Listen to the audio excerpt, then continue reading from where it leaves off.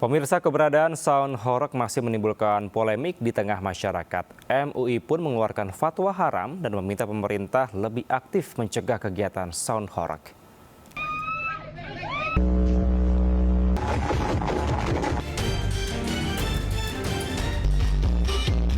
Meski dianggap sebagai hiburan, keberadaan sound horeg di sejumlah wilayah justru tak jarang memakan korban hingga merusak bangunan rumah dan fasilitas umum.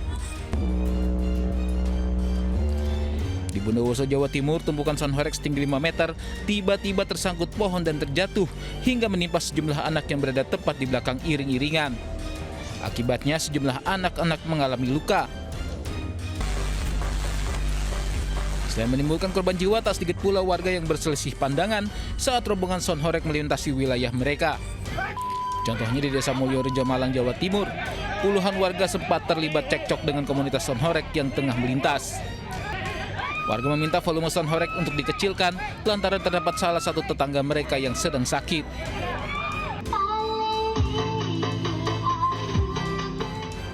Polbek sound horeg memunculkan fatwa haram dari MUI. MUI meminta pemerintah untuk lebih aktif dalam mencegah kegiatan sound horeg karena dinilai mengganggu kenyamanan dan ketertiban umum. Kekuatan suara yang dikeluarkan oleh sound horeg itu berdampak nyata terkait dengan kesehatan seseorang. Kemudian yang kedua juga berdampak kepada kerusakan lingkungan, ya. Kita bisa lihat ada rumah yang rusak, kaca yang pecah karena getaran suara yang begitu dahsyat. Sebelumnya, MUI Jatim dan Pondok Pesantren Besuk di Kabupaten Pasuruan juga mengeluarkan fatwa haram sound horeg. Keputusan ini diambil bukan semata karena bisiknya suara, tetapi karena konteks dan dampak sosial yang melekat pada praktik sound horeg. Tim Liputan iNews melaporkan. Polda Sumatera Utara tetapkan 26 tersangka terkait penjarahan eks pabrik kaca di Medan. Saat penangkapan, warga sempat menyerang petugas kepolisian.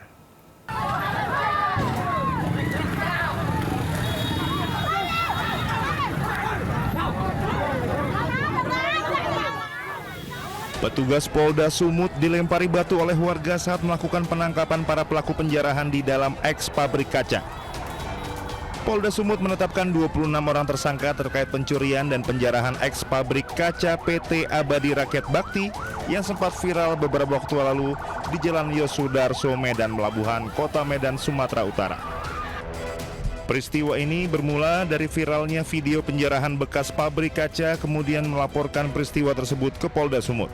Setelah mendapatkan laporan, petugas langsung terjun ke lokasi mengamankan para pelaku penjarahan. Ke-26 tersangka ini perannya berbeda-beda, mulai dari eksekutor lapangan sampai penampung dari barang hasil curian atau penjarahan. Selain 26 tersangka, petugas juga menyita sejumlah barang bukti berupa truk muatan besi, alat las, mesin potong, gergaji besi, maupun alat potong lainnya untuk melancarkan aksinya. Hari Minggu 20 Juli 2025 di PT ARB terjadi penjarahan, dan pada saat itu pencurian itu kami tangani dan kami amankan kurang lebih 37 orang. Dan saat ini setelah hasil penyelidikan dari Direktorat Reserse Kriminal Umum Polda Sumatera Utara sudah menetapkan 26 orang sebagai tersangka. Akibat peristiwa ini, eks pabrik kaca tersebut mengalami kerugian sekitar 1,5 miliar rupiah. Kini para tersangka penjarahan telah diamankan dan berada di sel tahanan Mapolda Sumatera Utara. Dari Medan, Sumatera Utara, Aminur Rasid, iNews melaporkan.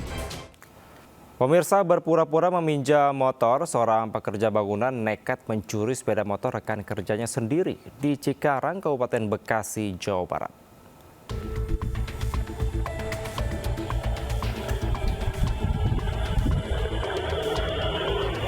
Aksi pencurian motor yang dilakukan pekerja bangunan ini terekam kamera CCTV di sebuah perumahan di kawasan Cikarang Utara, Kabupaten Bekasi, Jawa Barat. Pelaku FM nekat mencuri motor milik rekan kerjanya sendiri. Modusnya, pelaku berpura-pura meminjam motor milik korban sejak Jumat lalu. Namun hingga kini, motor korban belum juga dikembalikan. Saat itu, pelaku dan korban tengah melakukan proyek perbaikan rumah. Berbekal rekaman CCTV, pihak korban telah melaporkan kasus ini ke polisi. Jadi pas kerja jam 1:30 dia minjem kunci motor, katanya mau ke depan. Habis itu nyampe sore kita pulang kembali ke rumah. Korban berharap pelaku dapat segera ditangkap dan menyerahkan sepeda motornya. Dari Kabupaten Bekasi, Jawa Barat, iNews melaporkan. Pemirsa, puluhan pengendara motor yang memasuki jalur Transjakarta kocar-kacir saat polisi menggelar razia Patuh Jaya di kawasan Grogol, Jakarta Barat. Selain itu, polisi juga menilang sejumlah pengendara motor yang berkendara tanpa menggunakan helm.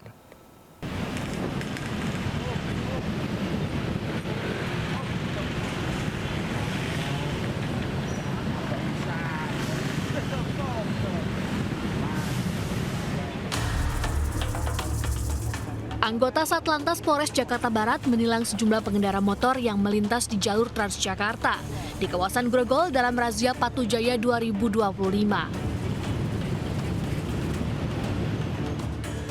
Bahkan tak sedikit pengendara motor yang nekat putar balik dan melawan arah untuk menghindari polisi. Selain pengendara motor, sejumlah mobil pun juga kedapatan memasuki jalur busway dan ditindak petugas. Tak hanya di jalur Transjakarta, sejumlah pengendara motor yang tidak mengenakan helm dan plat nomor juga mendapat teguran dan sanksi tilang. Kita melakukan peneguran yang tidak memakai helm, yang kendaraannya tidak ada TNKB-nya, sama mungkin rekan tadi ikut juga dari media bahwa yang melakukan pelanggaran lewat jalur busway. Demikian kira-kira. Rata-rata mereka ini alasannya apa, Nat? Melanggar lalu lintas ini, Nat? Biasanya seperti itu, alasannya yang paling utama buru-buru. Namun demikian selalu kita kasih edukasi bahwa pelanggaran lalu lintas awal mulanya terjadinya kecelakaan. Meski operasi Patuh Jaya 2025 akan segera berakhir, pengguna kendaraan masih saja belum tertib berlalu lintas. Padahal pelanggaran di jalan bisa menyebabkan kecelakaan untuk diri mereka sendiri dan orang lain. Dari Jakarta, Miftahul Gani, iNews melaporkan. Diduga hilang kendali, mobil jenis SUV terbalik usai menabrak separator bus Transjakarta di Jalan Gatot Subroto, Jakarta Selatan. Akibat peristiwa tersebut, 2 pengendara roda 2 yang berada di belakang mobil terluka.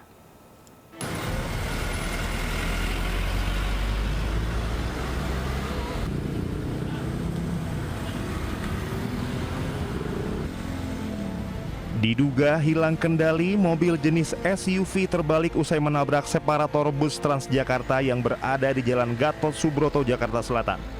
Arus lalu lintas di Jalan Gatot Subroto sempat mengalami kemacetan karena proses evakuasi mobil. Akibat peristiwa itu, 2 pengendara motor yang berada di belakang mobil terluka karena gagal menghindar dari beton separator yang terpental ke tengah jalan.